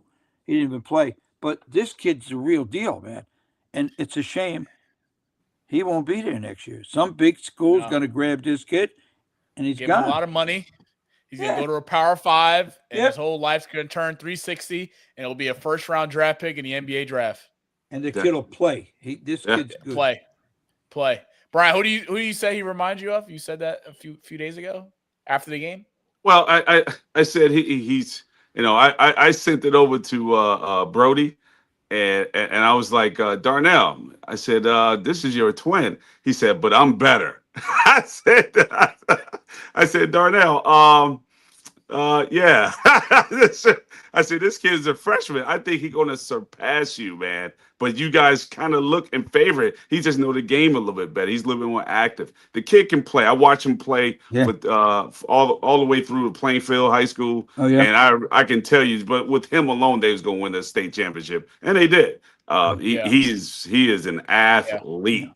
I think at his point, I think he's better than Mamu, who's playing in the pros. Correct. He's more offensively sound. He has a great motor, as Harry touched on. He runs the floor. I was there Monday night as well, and just to see his the way he protects the rim, and he gets that ball out and he just sprints. And as I say, he knows where to throw it. Yeah. He knows where to throw it, and as Phil Jackson always says, big man runs the floor, reward that sumbitch. He runs down the middle of that floor, drop that hammer on him. So we'll see. They did predict Seton Hall to finish last in the Big East this year, but again, it's St. Peter's. No disrespect to St. Peter's. No, exactly. But I want to see this same intensity and motor during Big East conference play, which will be exciting. And we got another segment for you boys, and that is Rewind of the Week, episode 39's edition. Let's go.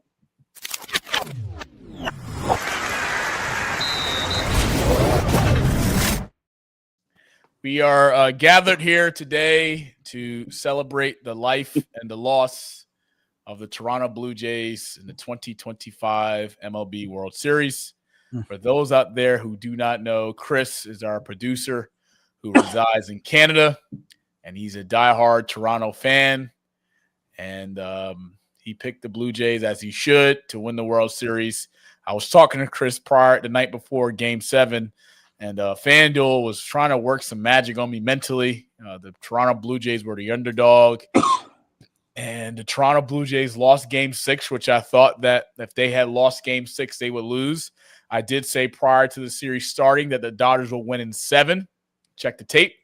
And there was a point in time where I thought the Toronto Blue Jays had this in the bag, up 4-2, going into the 7th inning, and then the shift started to turn. And there's a guy by the name of Will Smith. There's a guy named Max Muncy, Mad Max as I call him. And once the game was tied going into extra innings, I had seen this played too many times before from this Los Angeles Dodger team, and Shohei Ohtani does it again. And the Dodgers are the first team since the 98-2000 Yankees to win consecutive back-to-back World Series champs. And let's congratulate the Dodgers because they got a chance to win another one, or at least go 3 out of 4. I do see a dynasty at some point. But, fellas, Will Smith homered in the 11th inning. That was all she wrote. And that gave him the 5-4 lead. And the Blue Jays, pretty much once Will Smith hit that home run, is sucked the gravity right out of the arena, as Kevin Harlan once says. So we just want to give air hugs to our producer, Chris, because I can't imagine. I mean, I know the Mets lost in 2015 to the Kansas City Royals. I was hurt, but we didn't lose in 7. But damn, to lose, to go this far. I mean, I give the Blue Jays a lot of credit. 94-68 on the year. They were 54-27 at home. Guerrero Jr. had a really good year. Pitching was phenomenal. Mad Max coming in to have his start at Game 7. I thought he did everything he was supposed to do, given the Game 7 start. He did what he was supposed to do by trying his best not to give up any runs. He gave up one before he was pulled. 6th inning, there was another run scored by the Dodgers. But when you got a team whose payroll is almost $1 billion, and Mookie Betts hearing what the people had to say in Game 6, and he showed up and shown out, and the Blue Jays weren't able to bounce back after giving up the lead. Credit, Bryant said the Blue Jays in 7. I knew he was smoking some reefer or something was in this water down there in eastern Pennsylvania. But shout out to the Los Angeles Dodgers. Back-to-back, LA, baby. World Series chance. Shout out to my brother Sean, who's a diehard Dodgers fan.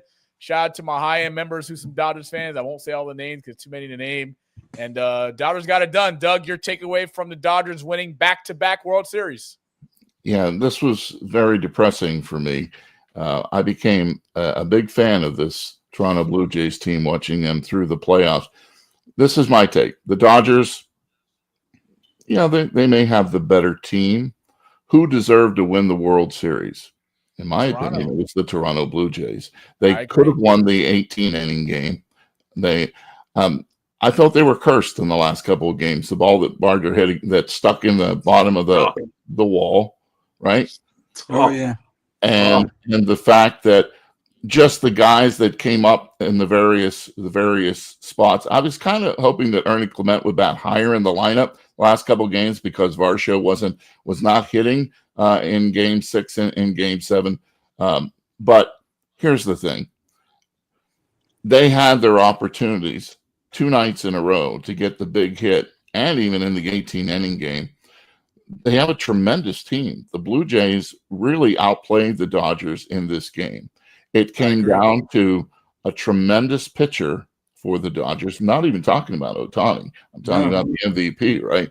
And as soon as he came in Game 7, that was it. No way, no how was this guy giving up a run. But think about all that happened. That line drive that looked like it was going to be a base hit to left field, and they end up doubling up, Toronto in that play. Think about the fact that Bo Bichette's leg is not 100%. He would have scored on that hit, that single. He had to stop at third base because he has a bum ankle or bum left leg or whatever he had there. He would have scored. All these things just crept up to keep the Blue Jays from winning. It was a great series. They did everything they were supposed to do. I thought their manager is terrific. I love what he had to say after each game. I really feel bad for them. I thought they deserved to win, but hey, it's sports. That's the way it goes. You got to come through in the clutch, and they failed just a couple of times. They did. I believe that the Don Mattingly curse continues. This is his first World Series appearance as a coach since prior playing for the New York Yankees. And if you're a Blue Jays fan, you have a lot of positives to take away from this. Max Scherzer did opt into his deal over $16 million this next season, and the Blue Jays are bringing everybody back. They're a young, talented team. 94 wins on the season. They were really impressive at home, but to have the opportunity to win Game 6 and blow it, that was pretty much the difference maker for me because the momentum had now shifts back to the Dodgers, and that puts all the pressure on the Blue Jays in a Game 7 at home because it's their game to lose. They did what they're supposed to do and jump out to a not comfortable lead because there's no lead comfortable when the Dodgers are down. But at the end of the day, Miguel Rojas. You know that you just are destined to lose when he wasn't even starting in the lineup at the beginning of the series. And every move that the Dodgers manager would make was the right one, right? Dave Roberts comes through. He puts his light hitting center fielder in, and he makes the play of the series there. Every move that he made turned out to be the right one. Yeah, I think we all can agree that by far in recent World Series, I'll go even the last 10 years, this is by far the greatest Game 7, one of the greatest Game 7s, if not the greatest Game 7 ever played. Hands down. No disrespect to any other prior World Series winners, but it's time for our final segment of episode 39. Of course, Monty wasn't around in 1960, by the way, Bryant. I was not even. I wasn't even on the ground then. I was still. I don't know where I was in 1960s. Not even. No way, no how. It's Floss with Moss, our last segment of the night.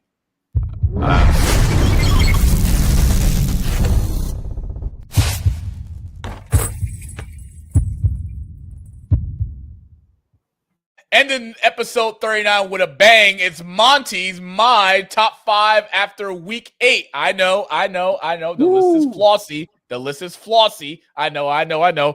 Harry and Doug, you'll get an opportunity to agree or disagree with my picks. At number 1, I'm keeping the Indianapolis Colts at 7-2. Why? Just because they lost at Pittsburgh, their first true road game of the season. I'm not too worried. There's not a team right now in the AFC that can beat the Colts, especially at home. I like them at 1. I'm keeping the Patriots at 2. We're on a 6-game win streak. We're at 7-2 on the year, first in the AFC East. No one in their mother had the New England Patriots win this many games, but I did. Ask Legend, he'll tell you. I told him that the Patriots win 6 or more games this year.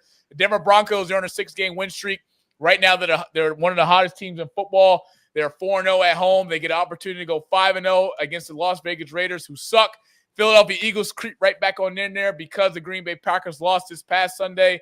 I know the Eagles and the Packers get to face off, and I believe next week. So this will be exciting. And I got the Rams. They're on a 3-game win streak. Matthew Stafford and that offense is clicking. Sean McVay has his offense playing at a high caliber. I do believe that the Rams have a shot to make a run in the playoffs. And I know people say, why aren't the Seahawks in there? Or why aren't the Buccaneers in there? Well, I tell you what, if the Buccaneers can beat the Patriots this upcoming Sunday, I will put them in my top 5 guarantee after week 9 is over with. But fellas, Doug, Harry, Bryant, let me get your takeaway. Agree or disagree with my flossy top 5? I agree with the top 4. You know, the fifth one. I kind of do. What? I kind of, you know, Tampa should be up in there now. No. They're. I'm telling you, that team is. They're scary, man. They you know, with a Todd Bowles team, they always peak late. They always peak late, man. And what's wrong with Sean McVay and the 6-2 Rams? Sean is cool, you know. But he's the type of guy. Flossy. The list is flossy. It's flossy. Look. Later on in the season, he usually dies out. Tampa with Todd Bowles team usually goes up. That's yes, I'm telling you. No, the Rams were just in the damn one win away from a fucking Super Bowl. The Bucks were out early in the second. Go ahead. But I'm telling you, this is a different Bucks team.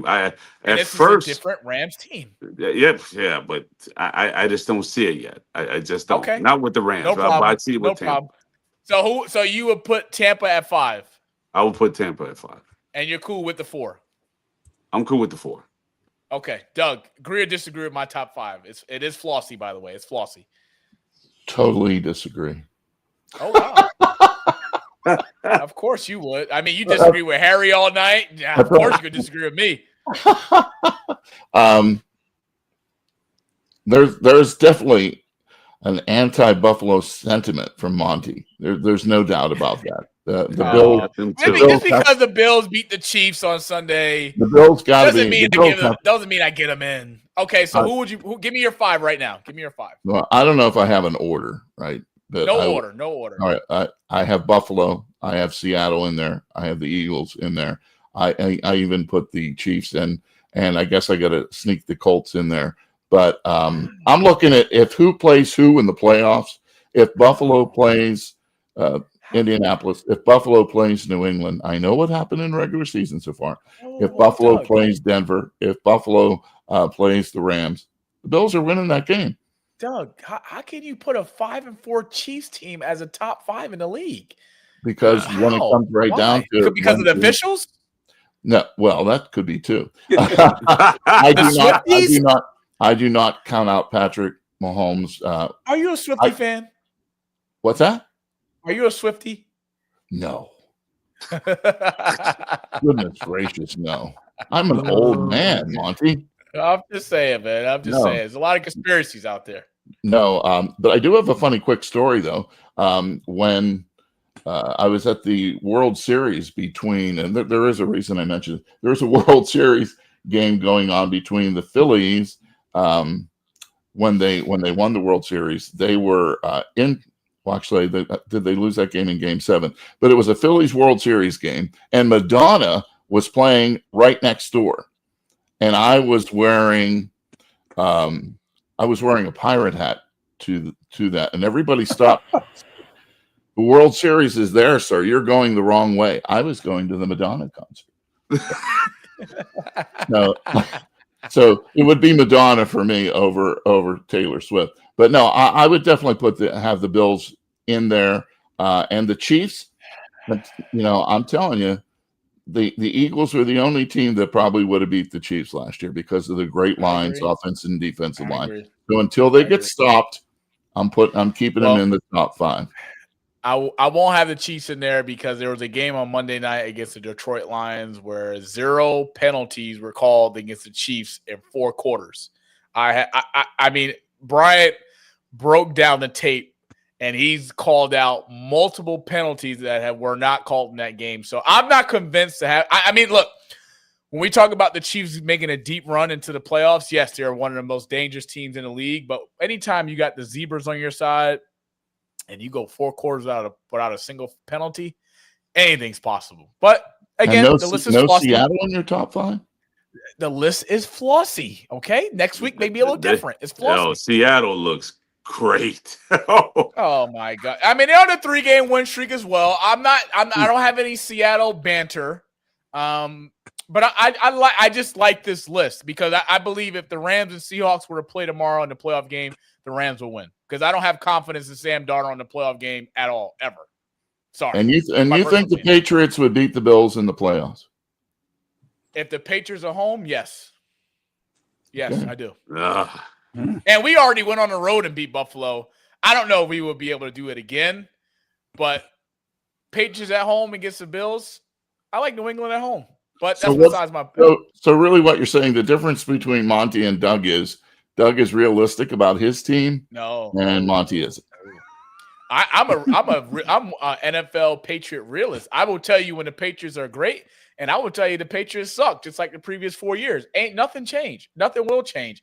Just because we're on a 6-game win streak, Doug, I'm not blown over high hell and high waters that we're going to be the team to beat in the AFC. I mean, you just have them as your number 2. You have your number 2 team in the NFL. Damn right. Convince me otherwise. Convince me otherwise. 6-game win streak. Wow. Offense is playing pretty solid. He was headed to the Newark Athletic Hall of Fame until this top 5 came up, Bryant. All right. Well, Harry was going to have to put him in, and now we're going to play the tape. We're going to play this tape at your induction ceremony. Play the tape at my ceremony in 20 years. Harry, agree or disagree with my top 5? The list is flossy. My not in order, but my top 5 are Bills, Colts, Eagles, Chiefs, and either the Bucks or Seattle. I can see that. I can see that 5. All right. I can see that. All right. Let me just write this down. Monty, make the Hall of Fame 2065. 2065. Well, keep hope alive, folks. By then you were a state champion in 3 sports. In 2065. No comment. Let's go around the room before we sign off episode 39. Bryant, any final remarks before we go? No, I'm looking forward to this weekend as we winding down with the football season's halfway over, and this one and everything gets fun and interesting to see where everybody winds up. I can't wait for the Michigan game, and I am not a true believer in Indiana at all because that's my old football coach at Temple with Kirk Signetti, and I know what he does over there, and they still haven't played any caliber football teams yet. So, Oregon, I didn't believe in because they're just not a Big Ten team, in my opinion. But, they still have some work to do. I don't think they're a number 2 football team yet. I think they're a top 5 or top 10, but they can't match up with Georgia. So that's my opinion. Other than that, hey, man, it's good to be here. It's blessed. And Monty, keep doing what you do. Thank you, Bryant. You come back next week dressed, suited, and booted? Hell no.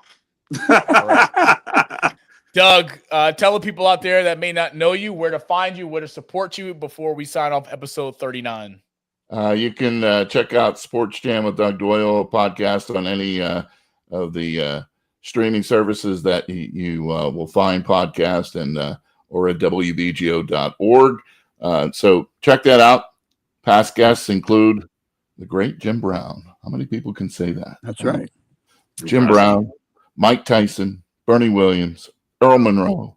I mean, these are the type of people. And tomorrow, interviewing the King, Henrik Lundqvist will be taking the show. So check that out. If you're a hockey fan, you'll be able to check that out. I just want to say thank you. It's an honor to be with you, Monty, and I had a lot of fun.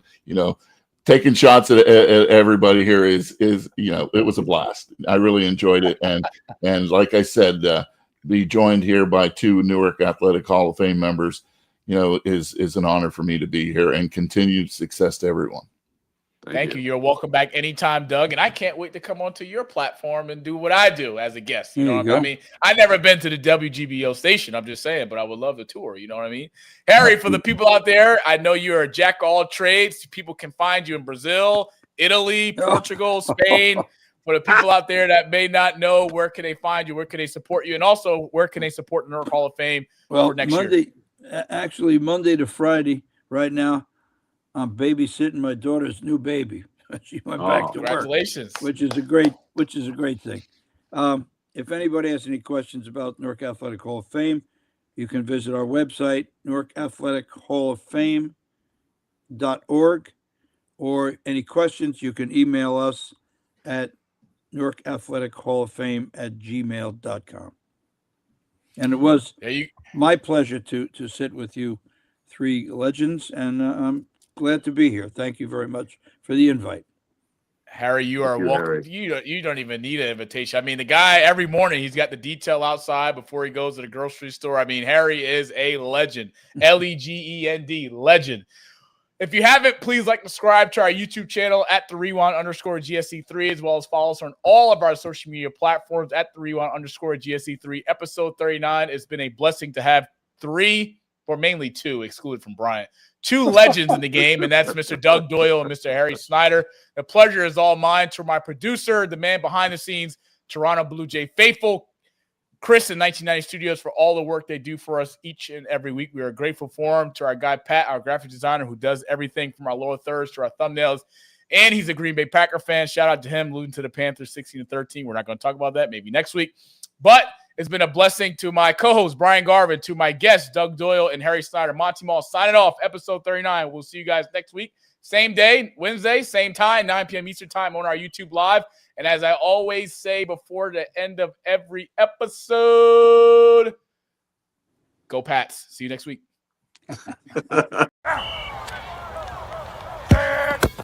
Let's go! I was checking out the scouting report, and I don't see nothing but bums. You and your whole entire world know that I am the one. You and your squad ain't got nothing for me. Your organization is looking stressed, and now that you haters is running from me, I know that you see that I'm highly blessed. Here we go. Here we go. Here we go. Here we go. Yeah, we live with your boy Coach G. Yeah, we live with your boy Monty. You and your squad ain't got nothing for me. Your organization is looking stressed, and now that you haters is running from me.